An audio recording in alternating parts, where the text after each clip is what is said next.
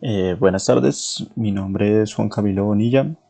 El día de hoy, en este video, vamos a hablar sobre cuatro tipos de circuitos relacionados con la electrónica potencia, donde se va a explicar su funcionamiento, su salida de onda, de una manera pues bastante rápida. Entonces, el primer circuito del que se va a hablar es el rectificador de onda completa con tap central. Dicho circuito, tal como se presenta aquí en la pantalla, está compuesto de un transformador, dos diodos y la resistencia que viene en paralelo con ambos diodos. El funcionamiento de este circuito pues, es bastante sencillo. Básicamente se tiene un voltaje de entrada que viene siendo de una corriente alterna, un voltaje alterno, en donde básicamente lo que hace el transformador es convertir pues, dicho voltaje en voltaje DC y haciendo que cada diodo se polarice dependiendo del ciclo que lleva la señal. Para los ciclos positivos, el diodo de 1 lo que va a hacer es conducir, mientras que el diodo 2 lo que va a hacer es entrar en bloqueo. Esto con el fin de que la salida a la carga tenga un voltaje positivo. Igualmente, durante el ciclo negativo de la señal de entrada, lo que se va a hacer es que el diodo 2 va a conducir, mientras que el diodo 1 va a entrar en bloqueo. Entonces, ese voltaje que en teoría viene siendo negativo, lo que va a hacer es que al cruzar a través del diodo 2 se transforma en positivo y llega a la resistencia a la carga con valores positivos. Lo que hace básicamente es este tipo de onda. Tenemos la señal de entrada, que es la que se presenta arriba, que pues viene siendo una con voltaje AC clásica, donde tiene un ciclo positivo y un ciclo negativo. La salida esperada viene siendo la que se presenta en la mitad. Sí, aquí se presenta el periodo en la cual se tiene que repetir el voltaje máximo esperado y pues la salida siempre tiene que tener ciclos positivos. Esto es básicamente lo que sucede. Más abajo se presenta lo que pasaría pues, si ambos diodos estuvieran en cero, pues se verían simplemente pues, ciclos negativos. El siguiente circuito es el puente rectificador trifásico.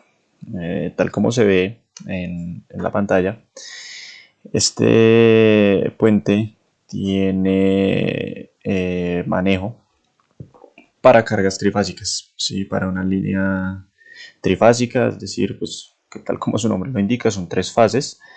Cada una viene separada por ángulos de 120 grados. Y una ventaja clara respecto al anterior viene siendo que para este circuito no se requiere un transformador, lo que obviamente es una ventaja en cuanto a costos, que es asimismo una desventaja del anterior. E igualmente, este tipo de aplicación es muy común dentro de la industria. Es utilizado para grandes aplicaciones con altas potencias. Entonces, pues viene siendo un circuito que se encuentra pues, de manera común. Tal como se ve aquí en la pantalla, los diodos están numerados de acuerdo al orden de conducción. Sí, entonces para que este circuito funcione de manera correcta, se tienen que activar ellos en cierta secuencia. Entonces la secuencia viene siendo de D1 a D2, D3 D2, D3 con D4, D5 con D4, D5 a D6 y D1 a D6. Hay que aclarar que para los voltajes aquí presentes pues hay que tener en cuenta el voltaje fase y de línea. El voltaje fase pues viene siendo el voltaje que entra de todo el circuito de entrada y pues el voltaje de línea es la presente en cada línea del circuito en donde se tiene que operar el valor por raíz de 3. Esto pues ya se viene sabiendo desde que se estudiaban los modelos trifásicos, entonces pues simplemente aquí es la aplicación de dichas fórmulas. Para este circuito tenemos esta salida de onda en donde básicamente se ven las secuencias de conducción, ¿sí? Lo que se estaba mencionando del 5 al 6, 6 al 1, 1, 2, 2, 3, 3, 4, 4, 5. Básicamente es muy parecido el funcionamiento al rectificador con tap central, donde pues de acuerdo al ciclo que está en funcionamiento, ciclo positivo, ciclo negativo, entonces pues se va a realizar el switcheo de los diodos.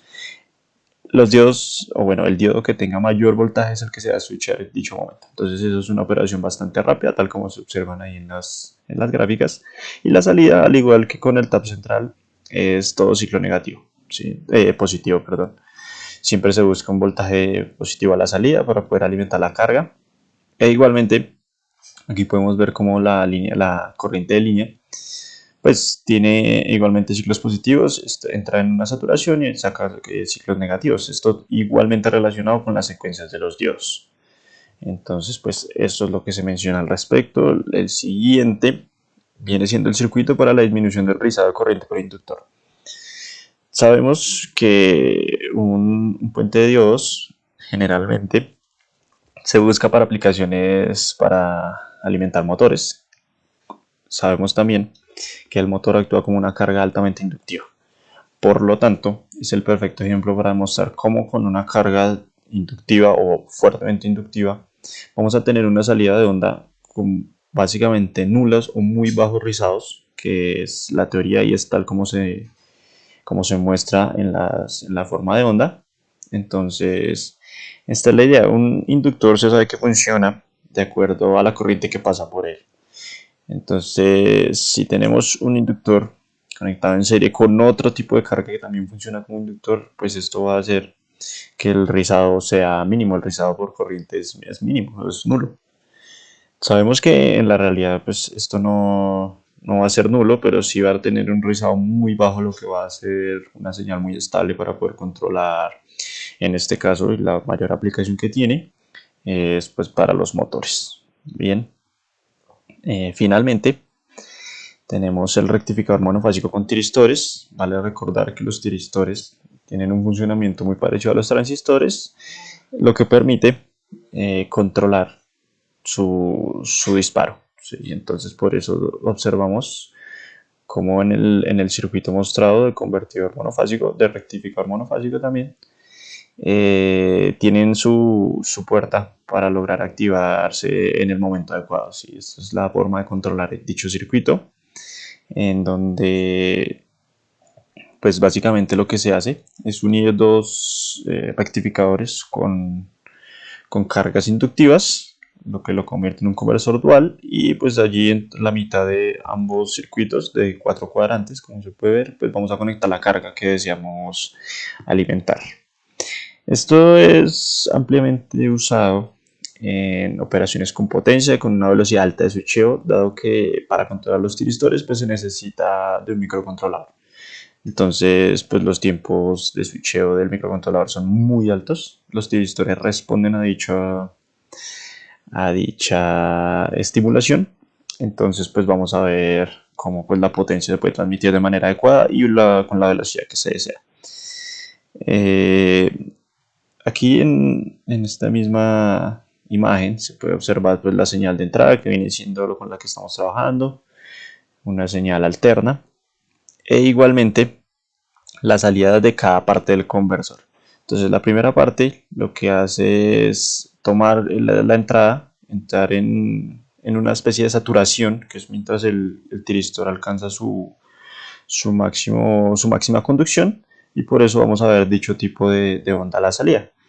En el caso contrario, que es la parte 2 del conversor, pues vamos a ver cómo ocurre al contrario. Los tiristores van a entrar en bloqueo mientras el conversor 1 está operando, pero al disminuir su voltaje, entonces vamos a ver cómo los tiristores del conversor 2 entran también en una especie de bloqueo, alcanzando pues su mínimo de señal o su máximo de señal y encontrándonos con dicha salida y dicha frecuencia.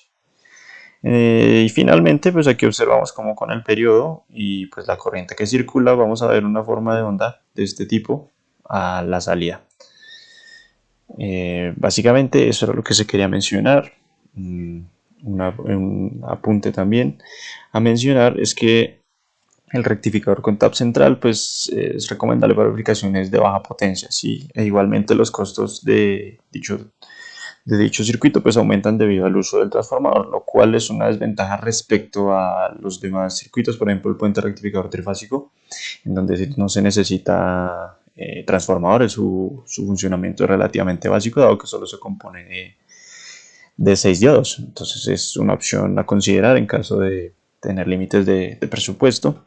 Igualmente, para la disminución del rizado de corriente por inductor, pues generalmente tan solo con el uso del motor, de su inductancia, ya se va a ver reducido dicho rizado. Entonces pues no es necesario conectar algún otro tipo de inductor. Y finalmente para los tiristores se menciona el conversor dual, dado que pues es uno de los que mejor respuesta tiene. Sin embargo, pues al tener prácticamente 8 tiristores junto con todas sus líneas, pues puede generar problemas. Entonces hay que evaluar qué tan conveniente es su uso. Esto sería todo. Muchísimas gracias.